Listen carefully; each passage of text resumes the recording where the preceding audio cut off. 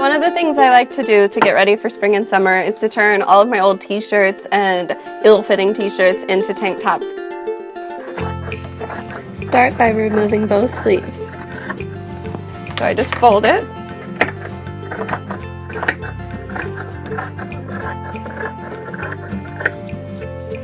But the other thing I don't like is this high neck, and so we're just going to kind of get rid of that. So if you fold it in half and match up your shoulder seams, now when you cut it, it'll be the same on the left and the right. And I've done this a few times, so I know how I want it to look, but you can always copy a tank top that you already own. Just lay it on top. I like how this front looks, except I want the back to be a racer back. To give your shirt a racer back, all you have to do is cut in deeper by the shoulder blades, ending at the armhole.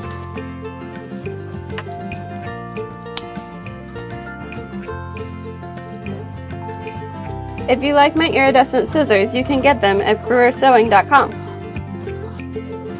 So now we have a nice new fun shape to start with. And the other thing I'm going to do is we're going to save these edges because they're nice and finished from the sleeves. Just trim right next to the stitching. That's going to become our new neckline. Okay, all of that is trash, and we have all of our pieces ready to go. So right now I'm using this double needle, which will give us a really nice finished edge. And because it's already double, it'll look like that when you're finished stitching, and the needles won't move, so it'll be perfectly straight. So I like to turn it inside out and take the back of the Bernina off so that you have room to slide around the sleeves. You just fold it about 1/2 inch, and you just work your way all around the armhole. And if it starts curling on you too much, you can always press it, and then it'll sit flat. Another tip is if you only have one spool, you can make 2 bobbins, and that way you have 2 rolls of thread that you can work from.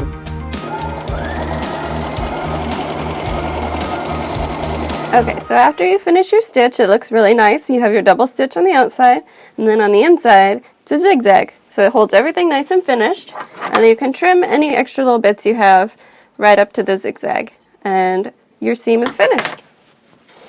Okay, now we have our sleeves done. So now we're going to come back and finish off our neckline. Sometimes you can use the bottom, but the bottom of mine, I want to keep it, so I'm going to use the sleeves instead. We'll sew them together. Just do a double stitch.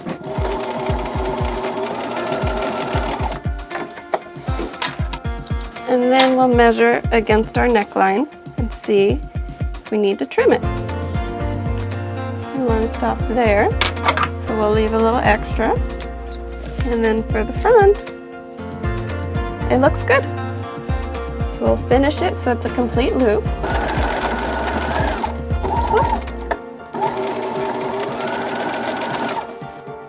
And we put right sides together. And I like to pin it just to make sure everything gets stretched the same. Okay, so now we have the neckline all pinned into place. So we're going to start on one of the side seams. And we're going to put our stitch right here, just right above the stitch line that was there before. And it's okay if you had to stretch it a little bit. The neckline should be a little bit smaller than the actual neckline, or the collar. Okay, so now we have our collar in place, and we're just going to go back in and put a top stitch so everything looks finished and it won't roll out on us. So we're going to put a top stitch just right in here. Because we have all this extra fabric, we're just going to tack down so that it won't roll out.